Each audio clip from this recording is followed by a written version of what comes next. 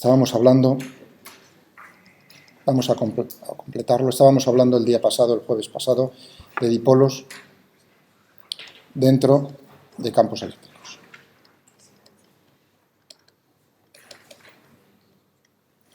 Y vimos el caso que estudiamos dentro de campos eléctricos uniformes.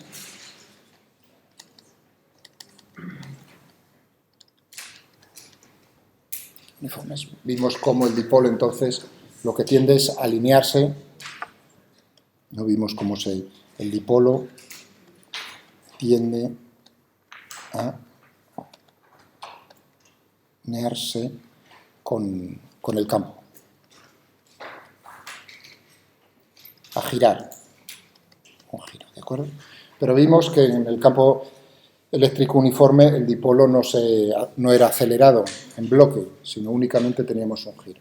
Ahora lo que vamos a ver es, por cierto, una cosa muy importante. Os advertí, aquí os intenté decir que este caso, dipolos eléctricos dentro de campos eléctricos, es el mismo caso de dipolos magnéticos dentro de campos magnéticos. ¿De acuerdo? Entonces, aquí ya uno lo que está viendo es una cosa muy bonita, que es, ya podéis entender cómo funciona un poco lo que es la base, es mucho más complicado, pero lo que es la base para poder entender la resonancia, cómo funcionan los aparatos de resonancia magnética en los hospitales, precisamente ya tenéis la base. Entonces, ahí lo que tenemos en nuestro cuerpo son dipolos magnéticos, ¿no? Orientados al azar, o sea que pensad, ahora voy a hablar dipolos y voy a quitar lo de eléctrico y magnético, tenemos dipolos. Entonces lo que nos hacen ahí en esos aparatos es precisamente meternos dentro de campos eléctricos o magnéticos, en ese caso es un campo magnético, ¿no? ¿Y qué es lo que ocurre? Nosotros ya sabemos qué es lo que va a ocurrir, que los dipolos tienden a alinearse con el campo. Y de hecho los dipolos van a tener una energía potencial dentro del campo. Aquellos dipolos que están alineados y tienen el sentido del campo, su energía potencial es mínima, ¿de acuerdo? Mientras que teníamos la posición también una de equilibrio, pero inestable, que era justo la orientación contraria.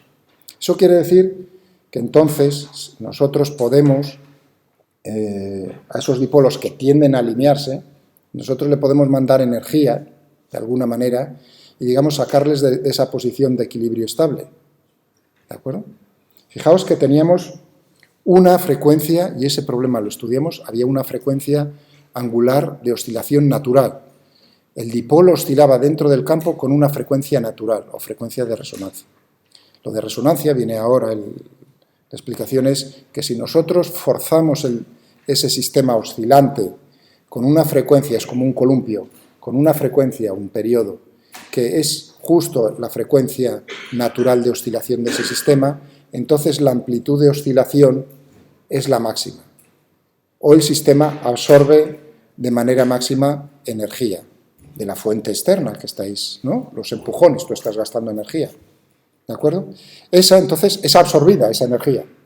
Claro, si detrás lo que tienes es un detector, tú puedes estar barriendo, ¿no?, para las frecuencias, entonces estás detectando precisamente para qué frecuencia se está absorbiendo.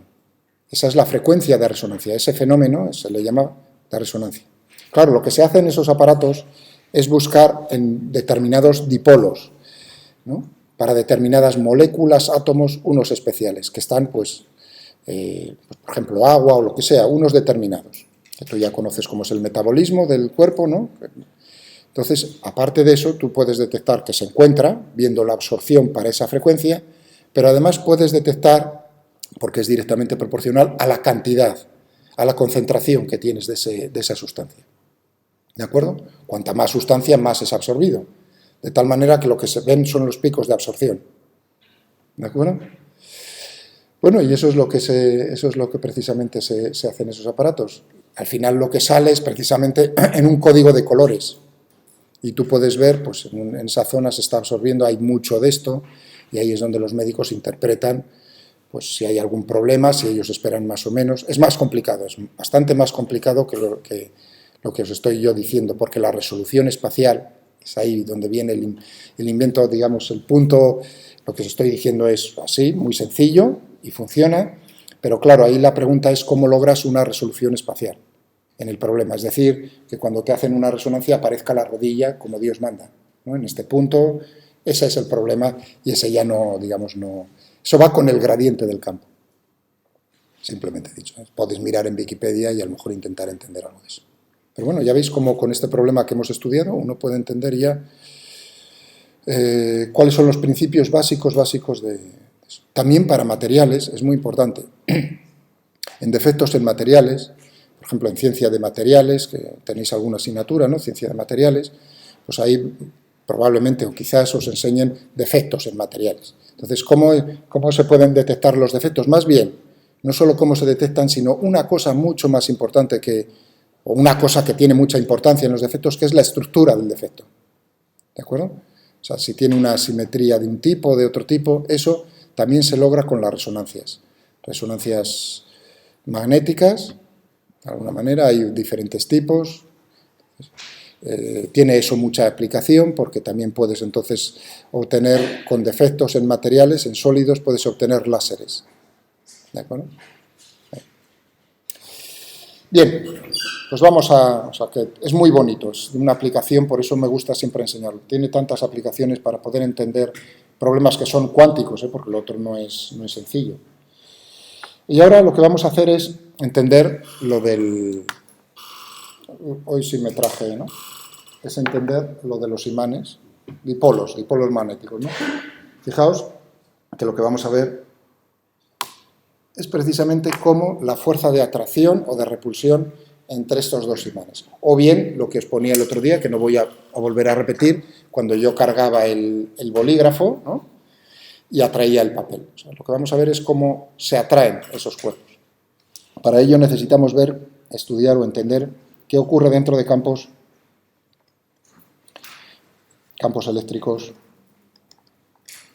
eléctricos, no uniformes. Y os enseñé el otro día, os dije, pues simplemente uno podía hacer un desarrollo, teníamos un dipolo muy pequeño, hacíamos un desarrollo en serie de Taylor, fijaos cómo los desarrollos son importantes en la física, o sea, es el arte de la aproximación, la física, realmente. ¿Os estáis dando cuenta de que en física resultados exactos, o sea, es simplificar el problema, ¿no? El dipolo tiene dimensiones... Es intentar simplificar para aproximarse a la realidad del problema. Permiso, sí, por favor. Sí. ¿Las preferencias de la chica esta, cuáles son? Está bien, por cierto, lo primero, lo más importante. Bueno, se ha venido a operar a 112 y la va a llevar al hospital para hacer una prueba B. No se tiembla mucho, está muy nerviosa y temblando. Y este es el compañero de ella. Entonces viene y... Sí, por eso es que cuando les he visto así entrar, digo, me he quedado así preocupado. Nada, está bien, habla bien y todo, normal. Está muy nervioso. Tenía el móvil y la mochila, eso es. Entonces tiene, porque esta persona, como es extranjera, digo, tiene una persona de confianza, ¿no? Sí, que es usted, ¿no? Sí, es el compañero de él. El novio de él. Genial. Sí, el novio de ella. No, por eso, no por quedarme yo un poco tranquilo. No, tranquilo, de que hay una persona cercana que se va a ocupar de eso. Le llamamos por teléfono y vino enseguida. Si no, ya está. Venga, perdone, muchas gracias. No, por favor. Venga, hasta luego.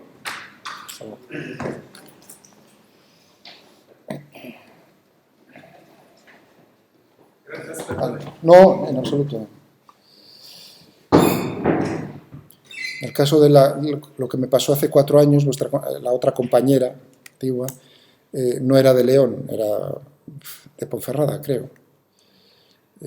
Pero no estaba aquí en una residencia. Entonces también llamamos al 112, pero bueno, la dejaron ir. Estábamos todavía en el otro lado, frente a mi oposición. Ahí sí que ya, digamos, un poco mi mala leche, que realmente siempre me avergüenzo de ella luego.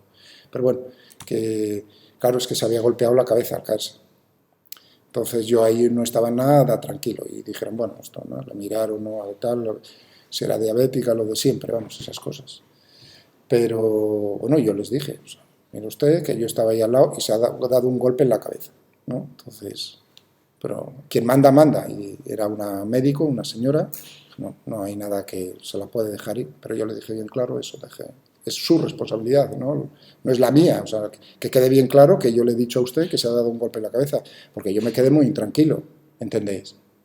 Salir por la puerta y darse otro golpe. Vamos, yo me quedé así un poco diciendo... la llevaron en coche, porque ya nos ocupamos, y luego sí mandé a mi mujer a que la fuese a ver aquí a la residencia de San Isidro. ¿Cómo se llama esta? Emilio Hurtado. Lo digo porque como era una chica, para que no hubiese malos entendidos a veces. Pero en todas esas cosas hay que tener cuidado.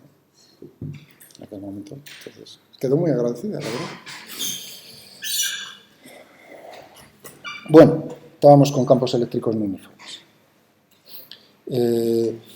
Y lo podemos, estaba diciendo, vimos el problema y era hacer un desarrollo en serie, pero llegábamos a un resultado al cual yo podía haber llegado mucho más rápidamente si nos hubiésemos fijado, no sé si lo llegué a decir al final, en la energía potencial del dipolo.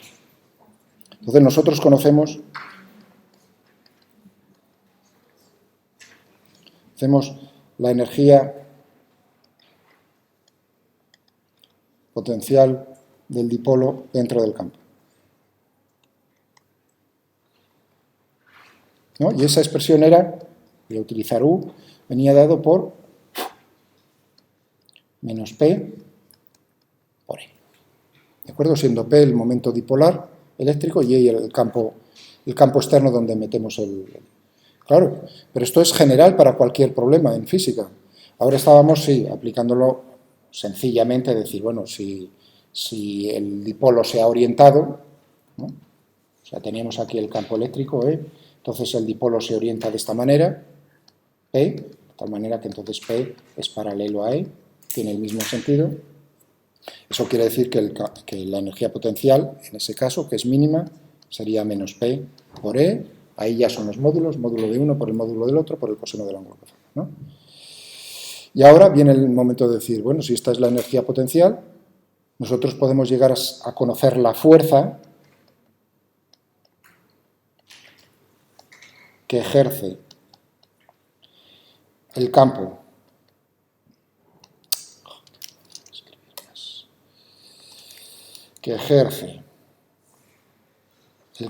sobre el dipolo, naturalmente en una dimensión, si esto es el eje X, viendo la derivada. F, fijaos, estamos en una dimensión, por eso no pongo el signo de vector, menos la derivada de U con respecto a X. Veíamos cómo estaba poniendo que E naturalmente depende de X, para que sea no uniforme, E no es constante. Entonces teníamos precisamente esta expresión, a la cual llegábamos de otra manera, menos la derivada con respecto a X de U, que era menos P por E, es decir,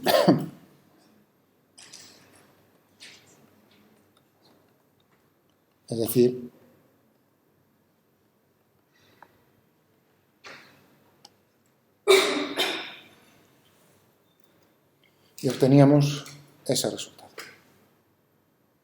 el mismo, ¿de acuerdo?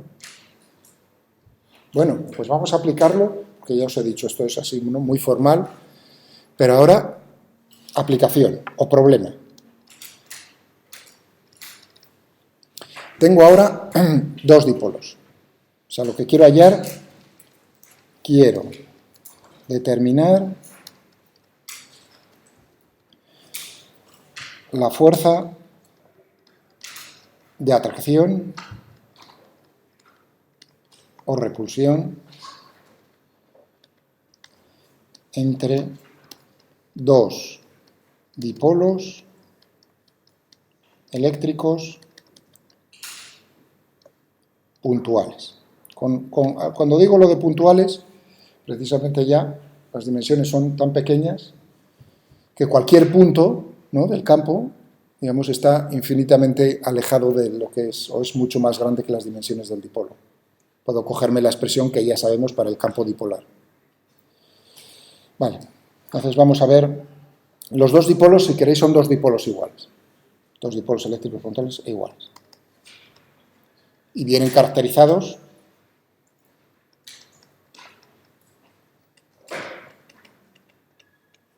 por su momento dipolar.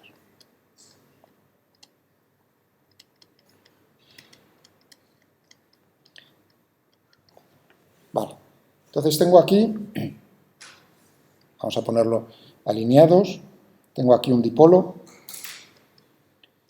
P. Vamos a llamarle P sub 1.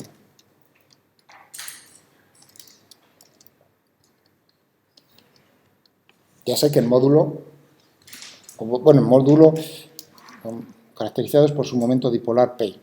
Vamos a tener aquí P sub 1 y P sub 2. Y en módulo, lo que quiero decir iguales, en módulo son iguales. ¿De acuerdo con eso? Entonces tendré aquí, esta es la posición de 1 y esta es la posición de 2. ¿De acuerdo? Le estoy dando una flecha, pero son puntuales, uno está colocado aquí y el otro está colocado aquí, sobre, si queréis, sobre el eje X. ¿Entendido el problema? Y luego podemos ver cómo es si están uno con sentido contrario al otro. La distancia, vamos a poner, entonces ahora el problema es ¿qué fuerza ejerce el dipolo 1 sobre el dipolo 2? Por supuesto aquí tiene válida la tercera ley, sigue siendo válida la tercera ley de Newton, es decir, que la fuerza que ejerce el dipolo 2 sobre el 1 va a ser igual en dirección, igual en módulo, de sentido contrario que la que ejerce el 1 sobre el 2. ¿Entendido? Eso tiene que quedar, es decir, que si se puede comprobar que sale. Bien, pero ahora yo me pregunto, ¿cómo es la fuerza? Fuerza de 1 sobre 2, para que quede bien claro. El 1 lo puedo colocar en el origen de coordenadas en la posición del 1 y el 2 pues se encuentra a una distancia X del 1. Vale, pues vamos allá.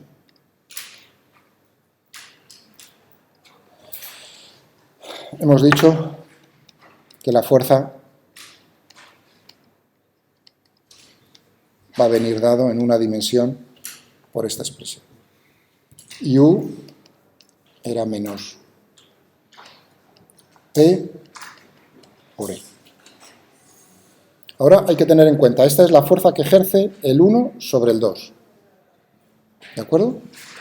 Es decir, que aquí en los subíndices, este será el campo que crea el dipolo 1 y este es el dipolo 2. ¿Está eso claro? Estoy viendo, fijaos cómo ejerce la fuerza. A través del campo, el 1 crea el campo, que va a ser un campo naturalmente, claro, ahí es donde, ¿cómo lo va a atraer? Debido a que el campo no es uniforme, decrece inversamente proporcional con el cubo de la distancia. Bueno, ¿cuánto es entonces ahora necesitamos E1, y E1 es un problema en una dimensión, como venía dado, era 2K P, en este caso es P sub 1, dividido por X ángulo. ¿No? Este es el campo sobre el eje X. Es decir, que tendríamos todo ello por el vector unitario Y. Podría poner aquí entonces un igual en el caso de en puntos sobre el eje, ¿no? ¿De acuerdo?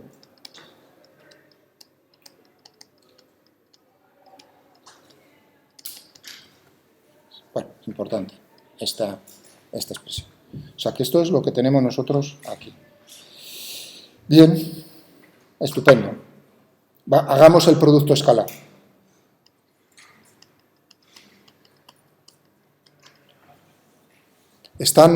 ¿Tienen la misma dirección? Módulo de uno, módulo del otro. ¿Tienen el mismo sentido? Tal como los he puesto en el caso 1, sí. Por lo tanto, ¿cuánto me va a quedar aquí? Me va a quedar 2K P sub 1, P sub 1, P sub 2, dividido por X al cubo. ¿No? Cuando P sub 1, P sub 2 es esta. Antes de que sigamos, ¿qué creéis que va a salir? Que se repele, porque yo he dicho ambas cosas, que va a haber o bien atracción o bien repulsión, ¿no? Y quise poner los dos casos para que no lo tuvieseis. ¿Qué creéis que va a haber, atracción o repulsión?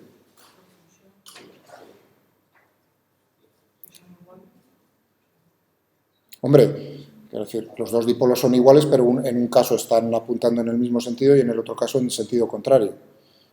O sea, porque sean, vamos a ver, lo que te quiero decir es que la razón sea que los dos dipolos son en módulo iguales, no es ninguna razón. Porque en un caso va a ser atracción y otro repulsión. O sea, ¿pero qué pensáis? Fijaos, cómo es desde el punto de vista, si uno separa otra vez las cargas. Tendríamos aquí para el P sub 1, tendríamos aquí negativo, positivo. Y para el P sub 2 tendríamos negativo, positivo, si esto sería P sub 2 y esto sería P sub 1, ¿no? Entonces uno dice aquí, fijaos, ¿cómo va a ser? Tiene la carga negativa más cerca que la positiva, porque claro, esta va a hacer una atracción sobre esta y una repulsión sobre la otra, ¿de acuerdo? De tal manera que uno ahí está viendo, y justo podríamos tener, pensar la negativa sobre la negativa, una repulsión, y la negativa sobre la positiva, una atracción. Y de esta manera, pero aquí, fijaos en estas dos que están más cerca, ¿no? Una de otra. Ahí uno dice, ese término tiene que preponderar, va a ser el principal, es decir, va a haber una atracción. Pues vamos a comprobar que va a haber una atracción en este problema. O sea, ahora puedo continuar. Justo para cuando estén orientados de la otra manera, tendremos una repulsión. Es decir, que vamos a comprobar que hay una atracción. Bien, ya tenemos este término. Es decir, que tenemos en U menos 2K P1, P2, dividido por X. Y ahora necesitamos la fuerza F12. Y es menos la derivada de todo esto, menos, con el menos más, aquí hay que tener cuidado, menos, ¿no? O sea, bueno, vamos a ponerlo menos, de toda esta expresión, ¿no? Es decir, 2K, P1, P2 son constantes, salen fuera, el menos con el menos más, es decir, que me va a quedar 2K, P1, P2 por la derivada con respecto a X de 1 dividido por X al cubo. Vamos a ponernos en otra pantalla.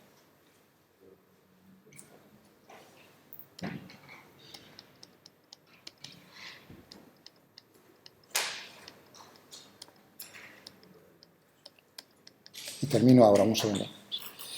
Bien, ¿cuánto nos sale esta derivada? Es x elevado a menos 3, es decir, un menos 3, ¿no? Por x elevado a menos 4. O puesto de... Es decir, va a ser menos 6k P1, P2, todo ello dividido por x. Y es una fuerza, fijaos, atractiva. Está apuntando en el sentido negativo de está intentando acercar el dipolo 2 al dipolo 1. Claro, si nosotros hubiésemos puesto la orientación contraria, entonces fijaos que teníamos en el campo, al hacer el producto escalar nos iba a salir otro signo, por lo tanto nos iba a salir al final positivo, es decir, con repulsión. ¿Entendido? Bueno, pues ahora, ya veis, fijaos, esto ahora sí es precisamente, además, podéis entender cómo, cuando se repelen, ¿no? Cuando uno intenta, que los he girado, ¿no veis? No intentar uno... Fijaos, sí, lo que intenta. Claro, ¿por qué? Porque es una posición de equilibrio totalmente inestable, fijaos. Lo que intenta el campo es hacer girar, ¿de acuerdo? O sea, que es No creéis que es fácil, ¿eh? O sea, que juntarlos. Muy bien, aquí lo dejamos. Mañana nos vemos.